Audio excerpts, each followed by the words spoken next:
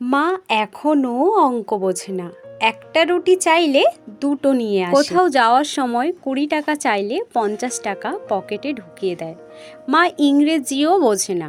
I hate you বললে উল্টে না বুঝে ছেলেকে ভালোবেসে বুকে টেনে নেয়। মা মিথ্যেবাদী, না খেয়ে বলে খেয়েছি। পেটে খিদে থাকা সত্ত্বেও নিজে না খেয়ে প্রিয় খাবারটা ছেলের জন্য যত্ন করে তুলে রাখে। মা বোকা, সারা জীবন কলুর বলদের মতো রান্নাঘর আর আমাদের ভালো মন্দের পেছনে কাটিয়ে দেয়। মা চোর, বন্ধুদের সাথে পিকনিকে যাব বললে রাতেই বাবার পকেট থেকে টাকা চুরি করে আমাকে দিয়ে দেয়। মা নির্লজ্জ, মাকে কতবার বলি আমার জিনিসে যেন হাত না দেয়, তবুও মা নির্লজ্জের মতো আমার এলোমেলো পড়ে থাকা জিনিসগুলো নিজের হাতে গুছিয়ে রাখে। মা বেহায়া, আমি কথা না বললে জোর করে এসে বেহায়ার মতো গায়ে পড়ে কথা বলে। রাতে ঘুমের ঘোরে আমাকে দরজা দিয়ে উঁকি মেরে দেখে যায়।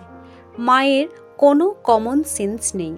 আমার প্লেটে খাবার কম দেখলে কেমন জানি করে, খোকা এত খাবার কম কেন, এই বলে প্লেটটা ভর্তি করে দেয়। এত খাওয়ার পরেও মায়ের চোখে যেন কত দিনের না খাওয়া ছেলে। মা কেয়ারলেস, নিজের কোমরের ব্যথা পিঠের ব্যথায় ধুঁকে ধুঁকে মারা গেলেও কখনো ঔষধের কথা বলে না, অথচ আমাদের একটা কাশিতে তার দিনটা যেন ওলট পালট হয়ে যায়।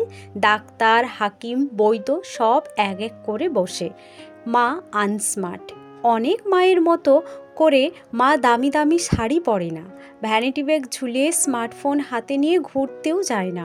সারাদিন খালি রান্নাঘর আর আমাদের ভালো মন্দের চিন্তায় পুরনো হয়েই জীবনটা কাটিয়ে দেয়।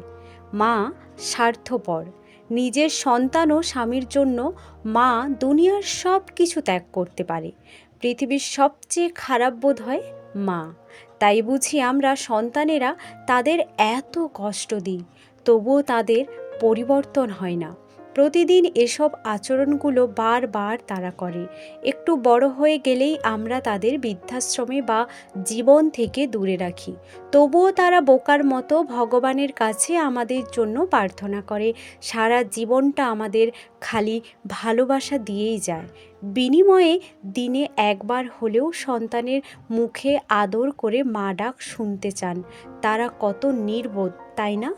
আসুন, যাদের মা বেঁচে আছেন তাদেরকে সম্মান করুন, কারণ মা ছাড়া দুনিয়াটা অন্ধকার।